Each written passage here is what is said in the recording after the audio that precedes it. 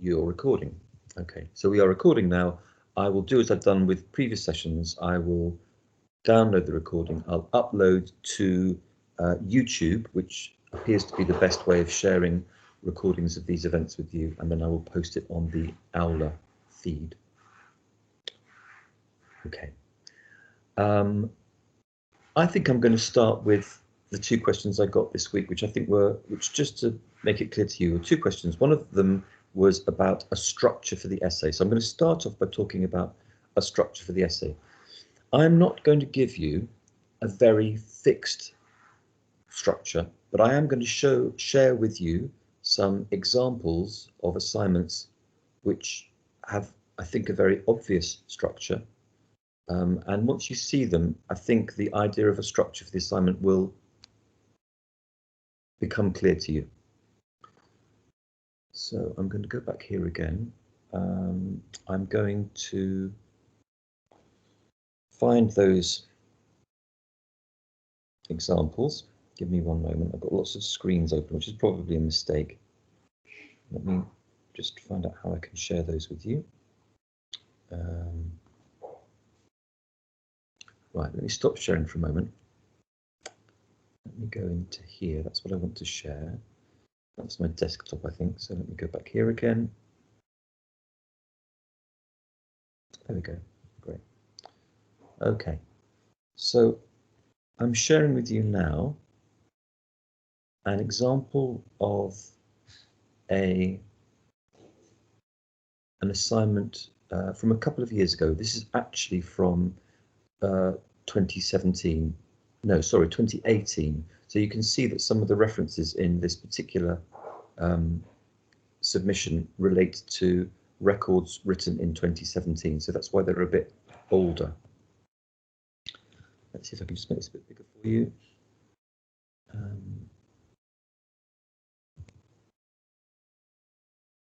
Good. Okay.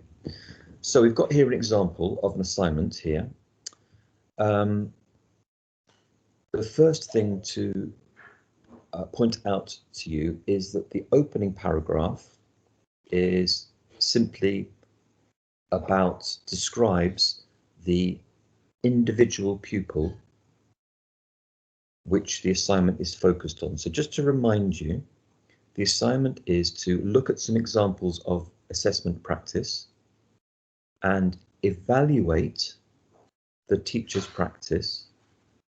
And when you're evaluating the teacher's practice, what you're doing is you're saying what are the strengths of the practice and what are the areas of the practice that could be further developed, could be improved.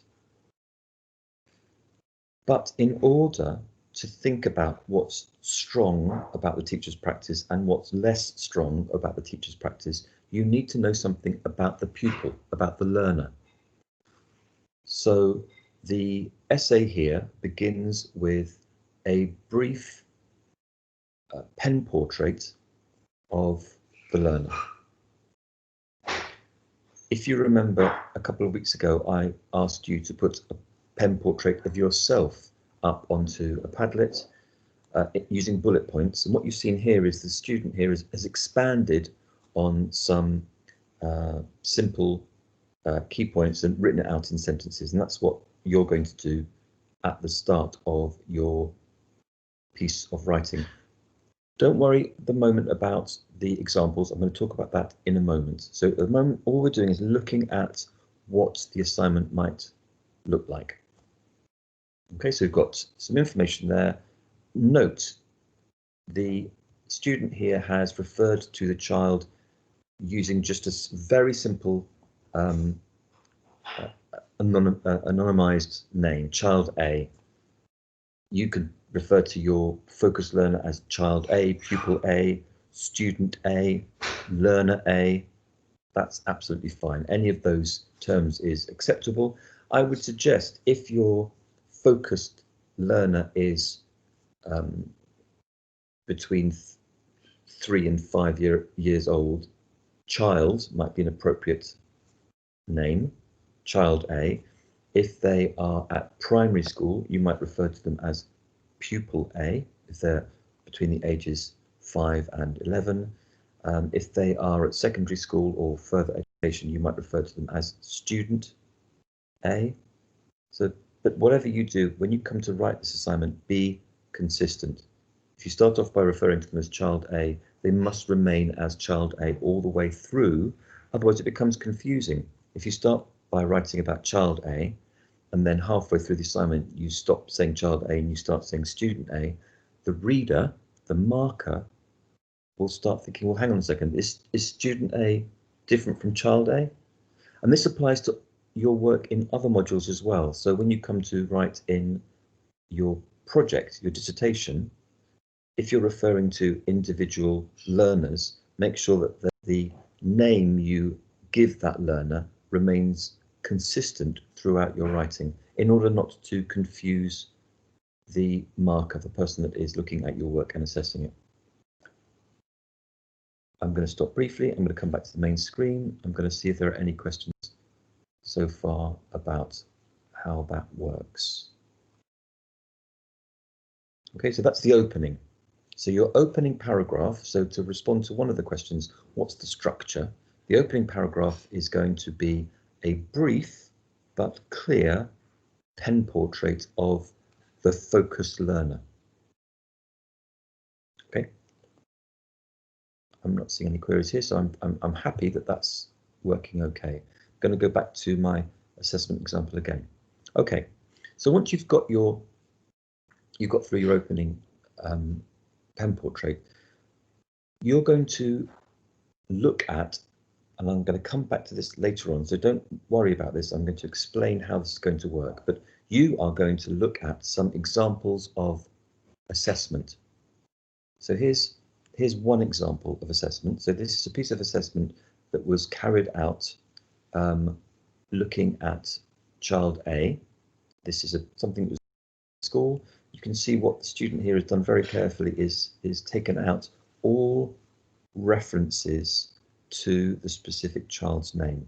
So that's something you're going to need to do if it's not been done already. So references to the child's name have gone. And this is a report, an annual report about the child, written by the teacher or the teaching team. And that's one form of assessment. So there's one example. And note here that the student has given this example a name, has labeled this example A. So when they're writing about this particular example, they can refer to example A in their text. Okay. Example A. Does that make sense? So this is example A of a set of pieces of assessment that have been carried out with pupil A or child A. Okay, so there's one example. Let's go down a little bit. We've got a second example here, example B. There's two examples here, which this particular student has used. Again, the identity of the particular student has been obscured. The learner has been obscured. So this is basically an action plan, focused areas, targets, and the strategy that the teachers will use to support the pupil. So this is another example of evidence of assessment happening in this particular setting. Example B, and then when the student talks about that, there we go, example B. She pops example B, so I know, if I'm marking this piece, I know that at this point, the student's evaluation is focusing on what's happening in example B. And then if I go a bit further down here, there we go, we come to example C. So this is an example of the pupil's work. And then we've got references here to example C. And some comments there about what the teaching team are doing. Note that there's no conclusion. We get to the end here and then we go straight into the reference list. So when you're writing an evaluation, I'm asking you to write simply a commentary. You start with the pen portrait, you look at a number of assessment examples and you evaluate the teacher's practice using the assessment examples as evidence of what the teacher is doing in the classroom. And when you're evaluating, what you're doing is you're thinking, how effective is this practice in relation to the learning of the pupil? Is this a good way of doing it? Will this work? And you'll back up your ideas about whether it will work or it won't work using reference to literature. I mentioned earlier on the idea of good practice. So in the field of education, when we talk about good practice, we mean things that teachers do that work effectively. And generally speaking, when we're talking about education, we're talking about progress in learning. So things that teachers do that enable learners to make good progress, those things are good practice. But that good practice is based on research and literature. And to support the idea of good practice, you need to make references. You, as a student writing this assignment, you need to make references to literature to back up the points you're making about good practice. And you'll see that here throughout. So in example A, the student writing here has said that this is an example of summative assessment, and she has made some references to literature to back up, to explain what summative assessment means, and she's got some knowledge of the particular school approach, and she writes about that, and she makes some reference to other authors here. So she talks about Harlan, building a picture of students' attainment, and she makes some reference to, for example, here, Bob and Early, talking about a tired teacher is not an effective teacher. So examples of literature that she is using to support the argument that she's making about this particular piece of assessment practice. So basically, the structure is pen portrait, evaluation of teacher's practice based on assessment example 1,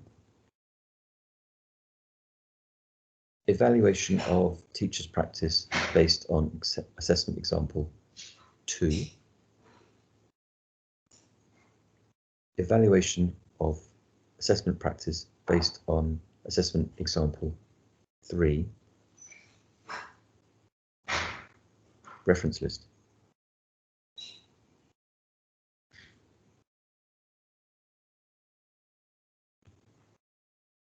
Okay. So we will be analysing a few examples within the essay. Yes, I would suggest you'll be analysing between 3 or 4 examples. From doing this assignment since 2016, I've found that when students have used more than 4 examples, the discussion around the examples becomes very thin. They become very hurried, and it doesn't allow you to get into the depth you need to get into to do well in the assignment. I have seen some assignments where there are only a couple of assessment examples, and that can work really well, but it puts quite a lot of pressure on you because you've got to write at considerable length about those 2 examples. 3 or 4 examples gives you a little bit of flexibility, and it means that you can demonstrate your understanding of what assessment is and what good practice in assessment is, but it gives you some flexibility. So if you're really confident, for example, about 2 of those examples, you can write at greater length about those first 2 examples, and then maybe slightly more lightly about the 3rd example in order to make your word count, but also to show that you've got a breadth of understanding of assessment. Basically, what you're doing in this module is that you are showing that you have read around and understood the subject of assessment and how it is used in education. And you're demonstrating that understanding by evaluating these examples of assessment carried out in classrooms or in schools or in other educational settings. Georgia, do all examples refer to the same child? Yes. You'll have one focus child for the entirety of your assignment, and your opening pen portrait applies to that one child. Okay. My pleasure. Okay, so going to now the second question that came up during the week, which I think is a really useful one, is okay, what about where do the examples come from?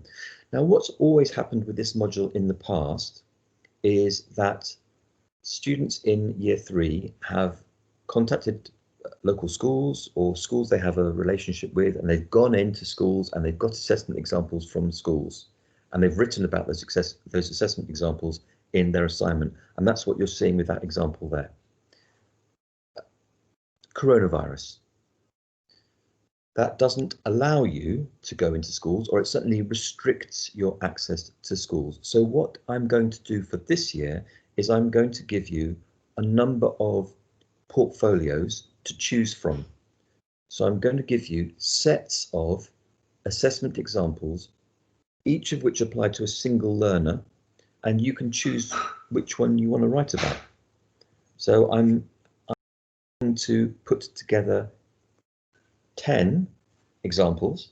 Okay, so you look at those and you think, okay, I don't know what to say about that one. I've got no ideas about that particular one, so I'm not going to do that one. Maybe that one works quite well for me. I could do that one. Oh, I look at the third. Oh, the third one. Oh, I know what to say about the third one. I'm going to write about the third example. So in each of those sets, there will be 3 or 4 assessment examples. All of those 3 or 4 examples will relate to a single learner.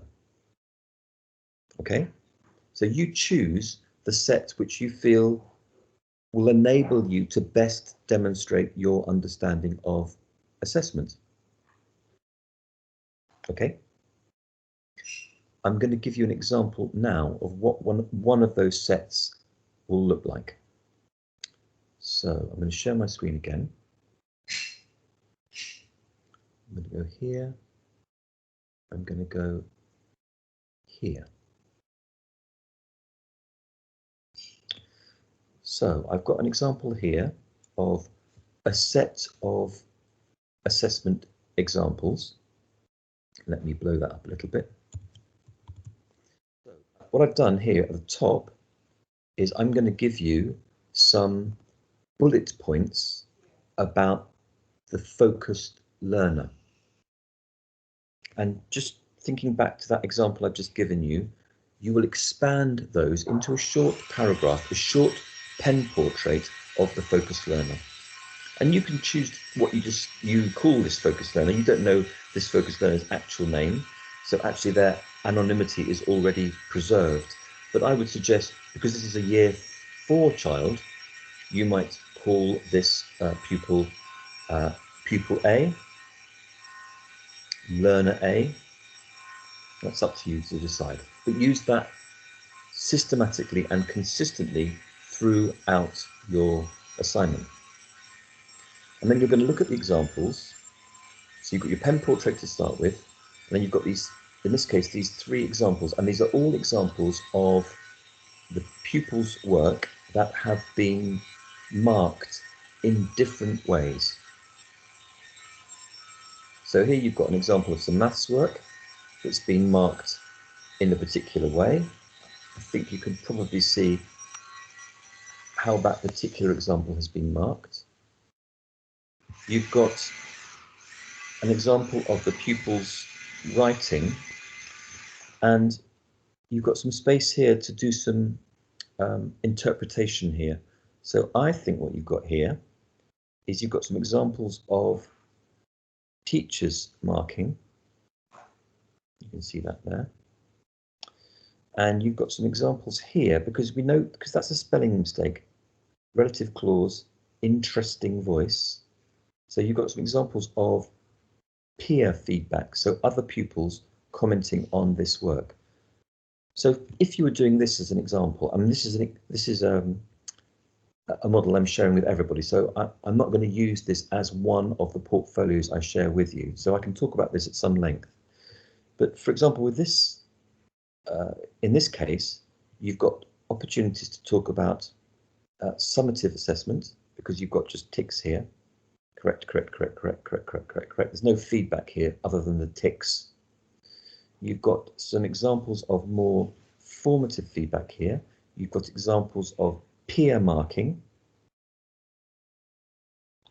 And at the end here, you've got some, what I would describe as a conversation between the teacher, who's written this thing here, features of parenthesis, and then you've got the pupil's response to the teacher's question. The teacher here is saying, tell me what some of the features of parentheses are. So parentheses are like brackets, and the pupil has responded to demonstrate their understanding. This is a year 4 pupil.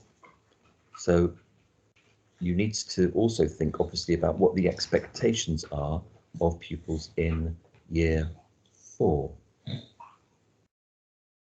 Okay, I'm going to come back to the main screen again. Okay, I'm going to just pop off my mic for 1 minute. I've got a dog here, which I need to deal with. And whilst I'm dealing with the dog, I want you to think about the stuff I've said so far and then start to post questions in the chat feed.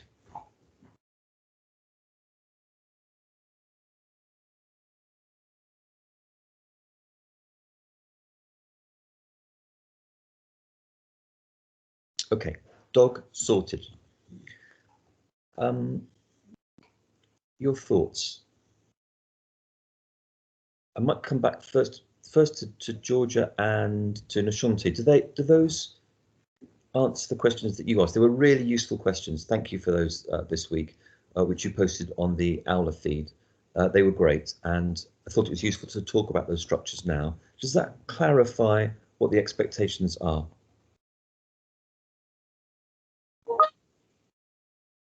Great. Thank you, Nishanti, that's super. So that's kind of a question about, I guess, a question about structure. Very straightforward. This is an assignment that you need to keep really simple. Pen portrait, evaluation of assessment number 1, evaluation of assessment number 2, evaluation assessment of number 3. Maybe that's it. Reference list. If you're looking at 4 examples, then you'd have the 4 evaluations. Great, thanks, Georgia. That's super. What I will do is I will post the various portfolios onto Aula, so you can access these whenever you start to think about which one you feel you get most of all. I think this is what the question will be about. You'll look at the different examples and you'll think, okay, I get what's going on there. I know I can describe that. I understand what the teacher is doing. I understand what the teacher has done to enable the student to make progress. I'm going to choose that set of examples. So you can choose the examples that you want to work with quite early on. Last year, one of the students last year started this assignment very early. She got her example sorted out by, I think, by about this time, and she was already writing drafts by kind of the end of October, and she'd submitted by the beginning of November, like a month or 2 early. And that's fine. This is one of these modules where you can just go for it, get it out the way, do the assignment, submit the assignment, forget about it. If you're less confident with the field of assessment, then stay with me longer. But there is nothing stopping you getting ahead with this and starting to read around the subject and starting to analyse what you're seeing. Will you start to release some of the engagement?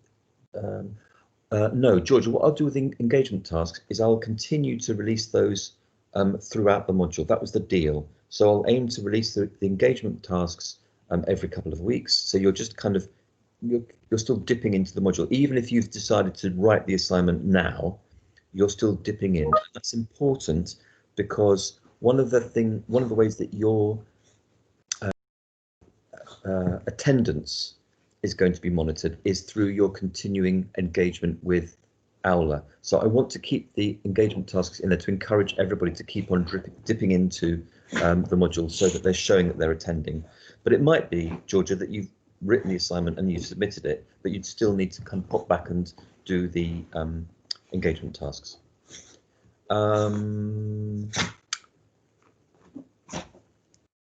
I think that's it for the assignment at the moment. Are there any more questions, any further clarification about broadly what the assignment involves?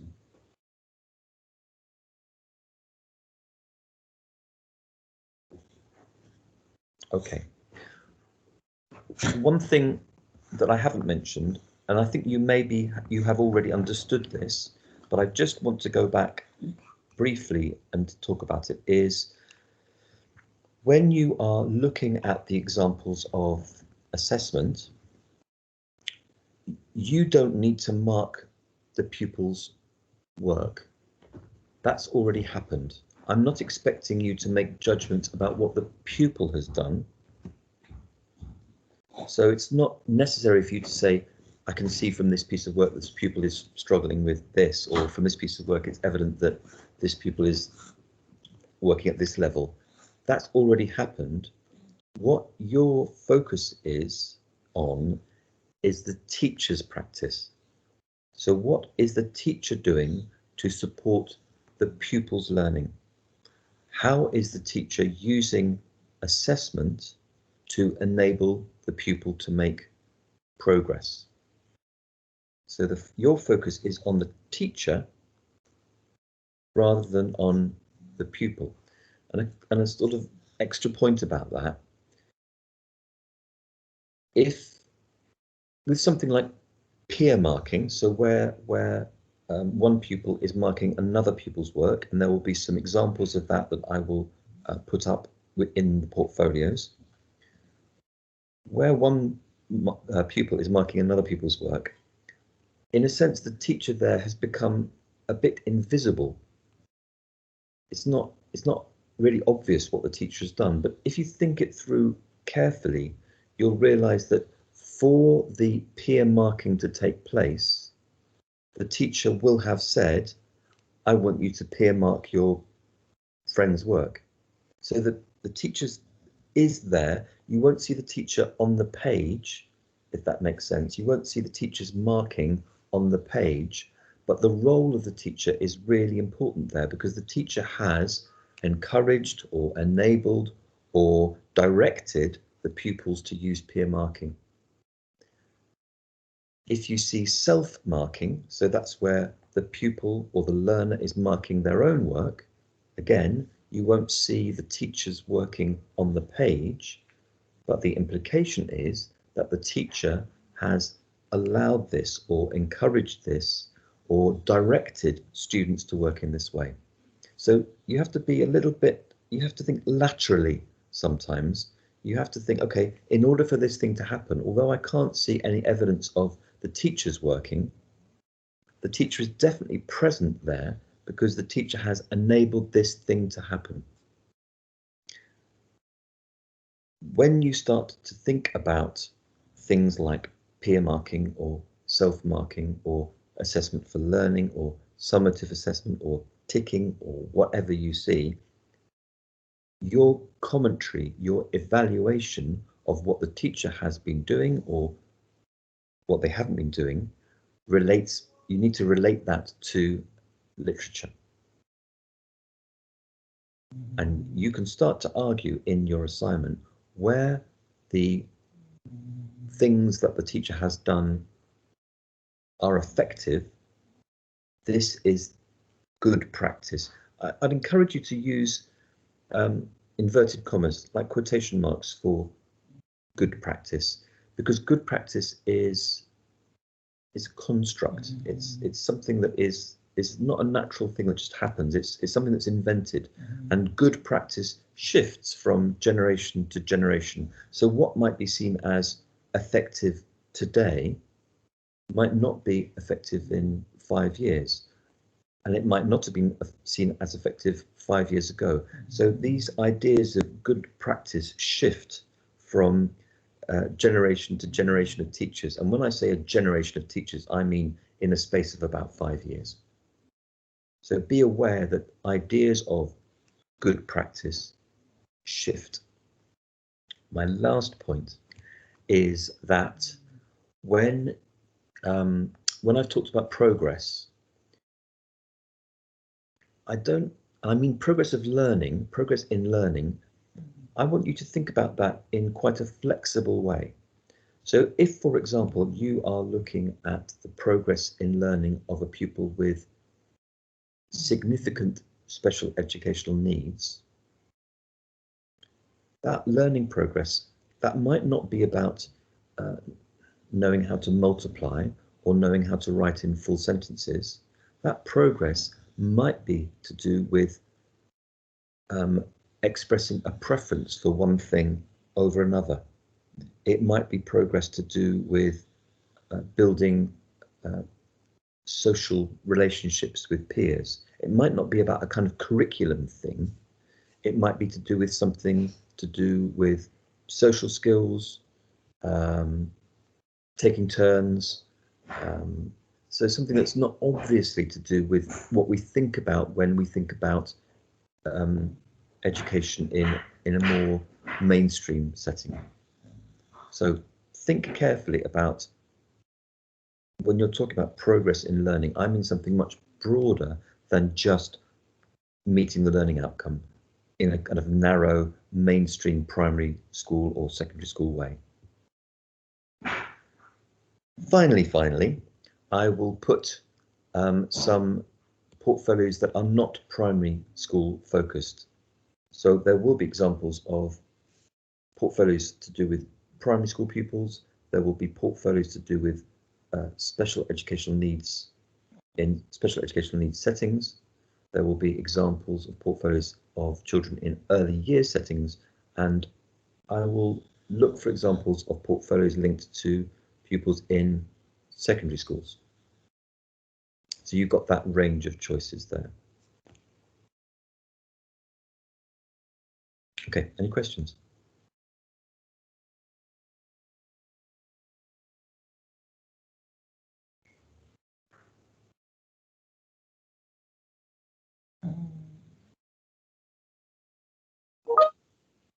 Great.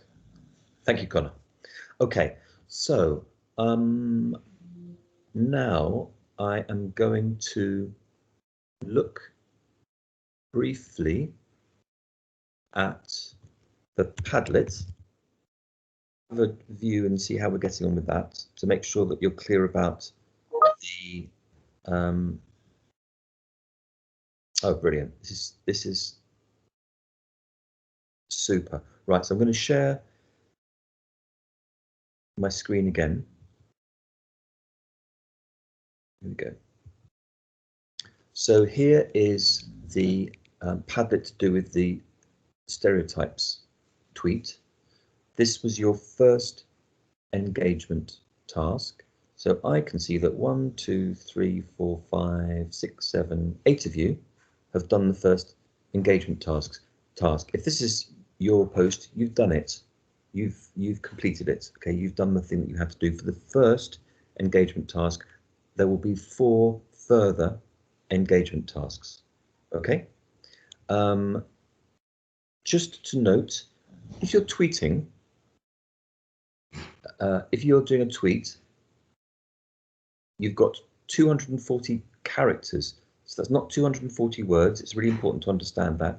It's only 240 characters. So one of the challenges of writing a tweet, of tweeting, is that you've got to get all of the ideas that you want to express into 240 characters.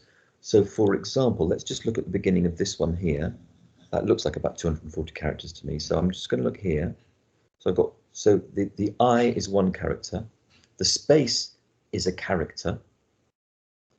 The word would is is 1, 2, 3, 4, 5 characters. We've got another space between them, that's another character. 4 characters in the word feel. There's a character there in the space. There's about 8 characters in excluded. There's a character in the space, and there's 3 characters there. So that first line has got 1, 2, 7, 8, 12, 13, 21, 22, 23, 24, 20, 25 characters in that first line. I would feel excluded and. So that's 25 characters. So that's about a tenth. Let's have a look there. 1, 2, 3, 4, 5, 6, 7, 8, 9. I suggest that tweet's just exactly about the right length. Either of those two would work. So I can see that one's from Fasana. That's fine. You don't need to write more than that for a tweet. Okay. So tweets are short. They've got to be very focused. That's the challenge of a tweet. You can't, I don't know if you've ever tweeted, but if you've ever tweeted, what happens when you go beyond 240 characters, it's highlighted red. It won't post it. So you've got to cut back the number of words you use.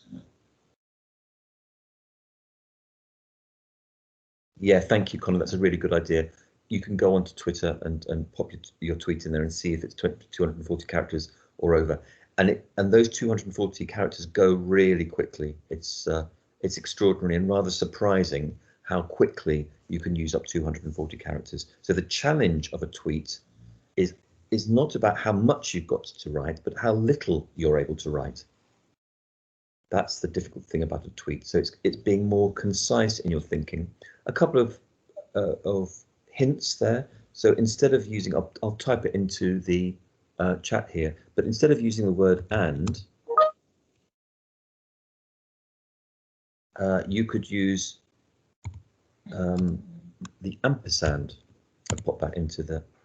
So and has got 3 characters, but the ampersand, you know, that thing, has only got 1 character. So you can cut down the number of characters in your tweet by using an ampersand instead of the full word and. Lots of people who tweet don't use the word the, the. They just miss out the definite article. So by missing out the definite article, you save yourselves 3 characters. So it's all about what I call concision. It's expressing something more concisely, and that's a good skill to develop. It's very handy, and you're going to need to be concise in this assignment and surprisingly in your project as well, because you're trying to pack a lot of information into a limited word count. Eldred, don't worry. So the Padlet for that first tweet length response remains open. So I'm not going to take it down. It remains open for you. If you have already posted your tweet, fine, done, finished. If you've not done your tweet, you have time to do it. So it's not time restricted, except that you need to have done it in order to submit by the submission deadline. And just a reminder about the engagement tasks. All I'm asking you to do is do a screen grab, control print screen of your contribution, the thing that you've done, and paste that into a Word document. So when you submit, you've got a Word document with 5 screen grabs which show the things that you've done to contribute for the engagement tasks. But there's no time limit other than the submission. So what I'm encouraging you all to do is just to do the engagement tasks as they come up. So Eldred, for example, just do it today sometime, and it's done. And then you can move on to the next engagement task, which I will release not next week, but the week after. I'll do it on a fortnightly basis. Okay, all clear? Great, no problem at all, Eldred. Thanks a lot. So going back to Aula. Oh, I wanted to just quickly respond. I've had a couple of queries about multiple platforms. So I'm very conscious that we are working through Teams. So all of your live sessions will happen through Teams, through this platform. So project, assessment and education, contextualizing education globally, all of those modules, the live sessions will happen through Teams, this platform. I am very conscious that for assessment in education, we are working with the different platform for the content. So we're working with Aula rather than Moodle for the content. And I realise that means that you've got to switch between Moodle content and Aula content. It's a pilot. I think it's interesting using pilots. It gives you a different experience of education. And I'm interested to hear what your feedback about Aula as a platform is. I'm also aware that Moodle has been disappointing in terms of the breakdown of the signal with Moodle. That's beyond, actually it's beyond the university's control. It's something to do with Moodle on high. The whole Moodle network is having some difficulties and lots of universities are experiencing this. The advantage of having Aula and Moodle is that if Moodle is down for any reason, you can always come to access the Aula stuff. So if you've set yourself a couple of hours to do some work on an assignment and Moodle's down, okay, don't do a couple of hours on Moodle. Come onto Aula and do a couple of hours on your assessment in education assignment. So use the opportunity of having the two platforms to make the best use of your time. I hope that Moodle becomes more reliable, but if that happens, Aula does give you the advantage of having another option in terms of using your time effectively. Okay, I'm going to return to Aula again. Let's have a look here. So we've got Padlet there. I'm going to go back to my live session. So I'm assuming that you will ask me if there are any other questions about this week's content. I hope you had an opportunity to look at the Gender and Education Mythbusters document. So that's asking us to challenge some of the stereotypes which might occur in the classroom. Let's have a look at that now. So that's here.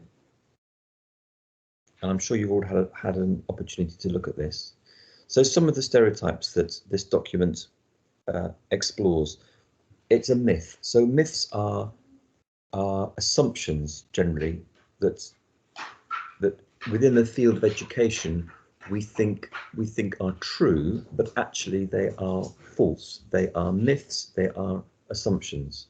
So there is a myth, an assumption, for example, that all boys underachieve and all girls achieve well at school. And this particular document picks that apart, challenges that thinking.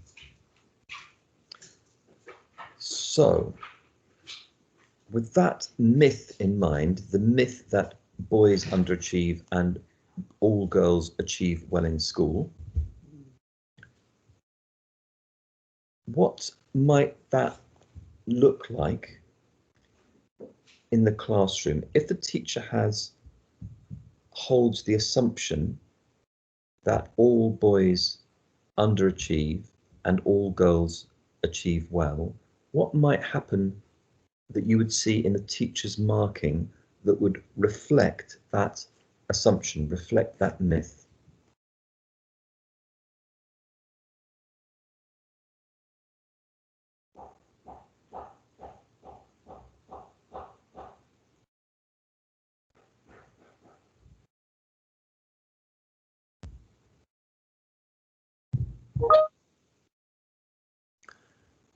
That's definitely a possibility, Eldred, absolutely. So that the teacher might think, okay, boys are struggling a bit more, so I need to give them higher marks to kind of keep the motivation going, because if I mark them accurately, they'd all end up getting lower marks than the girls, and that would dent their motivation. That's a really interesting reading of it. Yeah, very good, Eldred, thank you.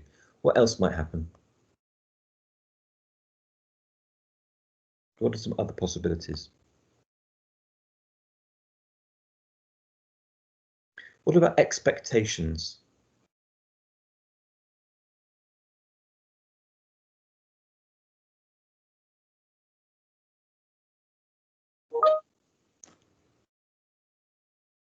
Safia, fantastic. Yeah.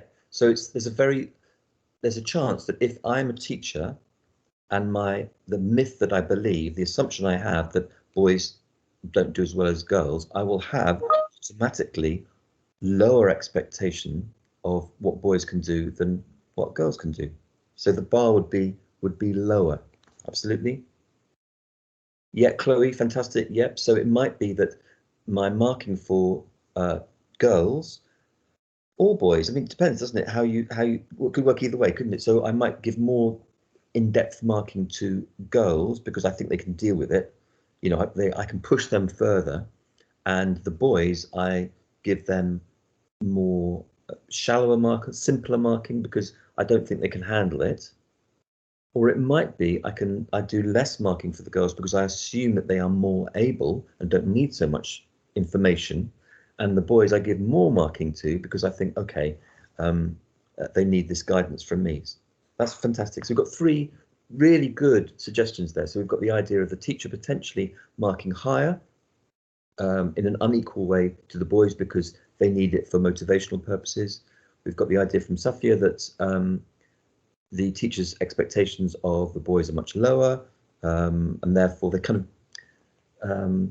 they are allowed to their responses are allowed to be weaker, poorer, because the teacher assumes they can't do as well as the girls. So the lack of challenge might be there. And Chloe's point there that the level of marking, the depth of marking might be different because of the teacher's perceptions of what those pupils can actually manage. So pupils might struggle.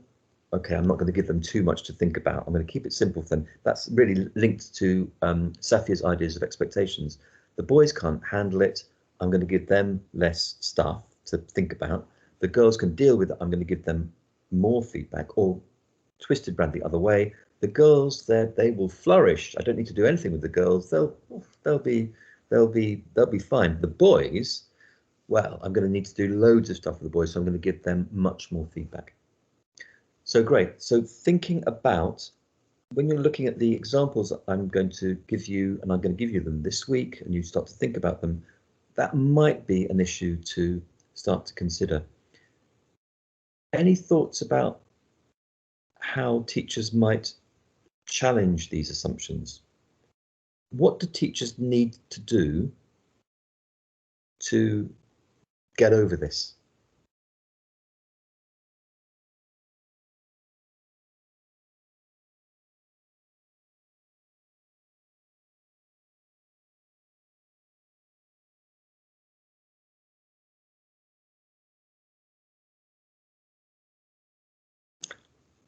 I'll leave that to float there. Have a think about that. What teachers might need to do to overcome this.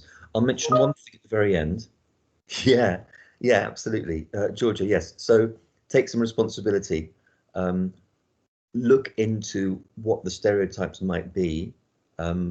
Become conscious of the stereotypes. I think that's a very good point, Georgia. So to take responsibility and to become conscious, and schools could provide training. You've probably also got implications for teacher training programs to make sure that trainees preparing for qualification are recognise what those stereotypes might be. Yeah, Yusuf, excellent. Yeah, judge each individual at face value and work value. Don't make general misconceptions cloud your judgment. Excellent stuff. Yeah, very good point. I mean, that raises a really interesting point about what happens between one year and the next year. What you find, teachers often have transition meetings. So if you're at the end of year 3, your teacher will have a discussion of all the children in that year 3 class with the teacher that will take them into year 4. Does that make sense? So in about kind of early July, the teacher of the year 3 class will talk to the year 4 teacher about these are the pupils that you are going to have next year. And often that transition involves passing a lot of the assumptions that have been made by one teacher onto the next teacher. So, for example, if I'm the year 3 teacher, I might say to the year 4 teacher, okay, this child A, really struggles with English. You need to give them lots of feedback. They don't get it. And what that has the effect of doing is that the year 4 teacher immediately starts with that assumption that that pupil is not going to succeed. And Yusuf's point, I think, is really well made there, that actually teachers need to start with a sense of a blank sheet. You need to start with, okay, let's see what the individual can do, and let's work from that perspective, rather than having our judgment clouded by assumptions, myths, or other people's judgments. I think that's a really good point there.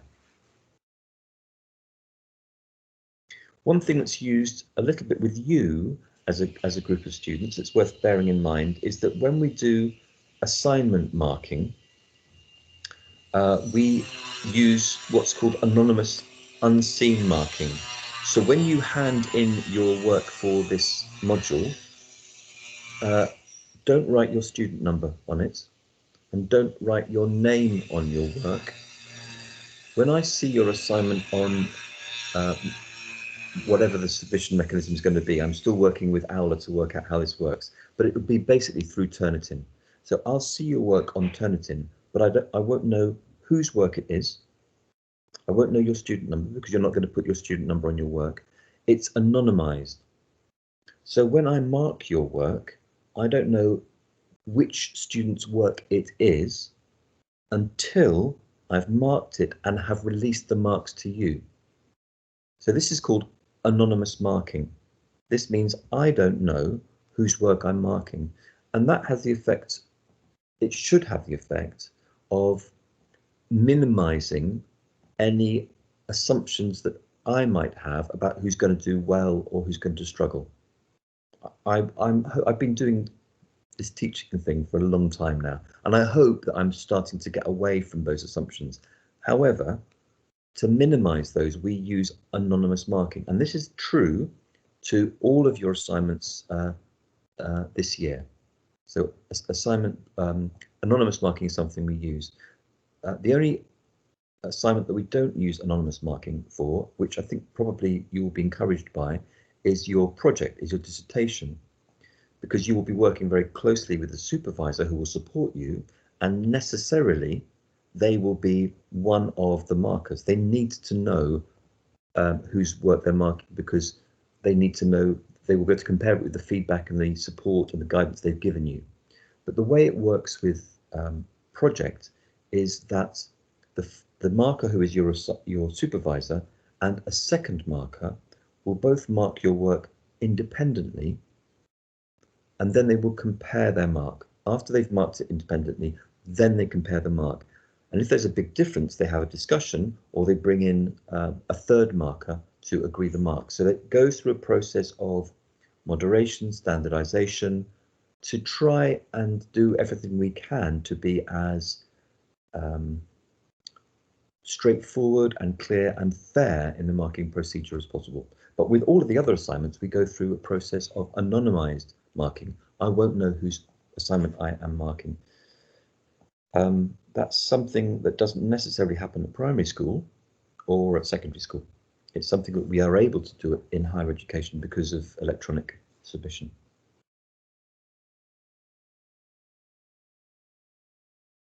Okay, it is, I've got 2 minutes. I'm here, as always, online for the next hour if anybody's got any individual questions.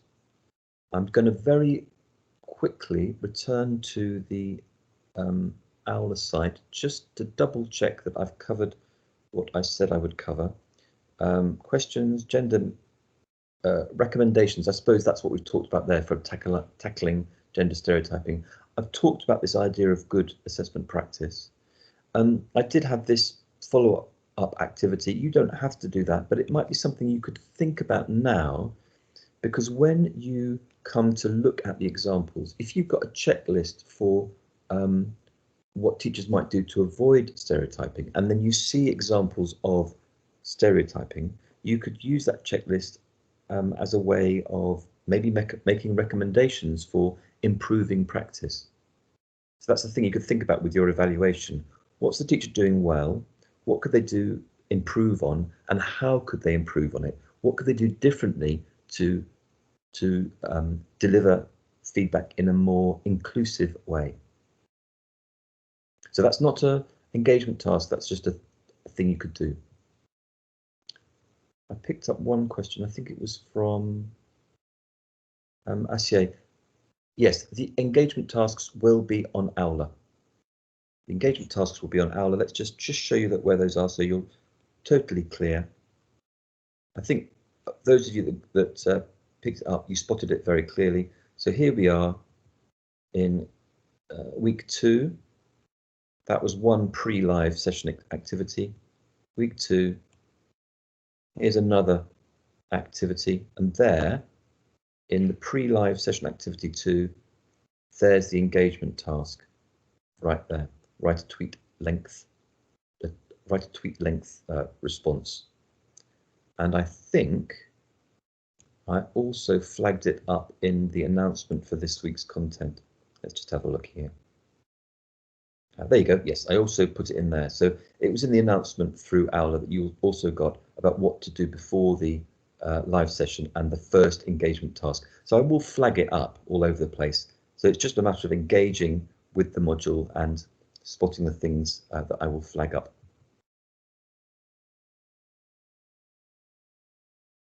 Okay. I'm unsharing. Great, not at all. Asya, thanks a lot. I hope that's clear. I have stopped sharing my screen. I'm going to stop the recording now because we've got to the hour, and I'm going to use the rest of the time. I'm going to be online.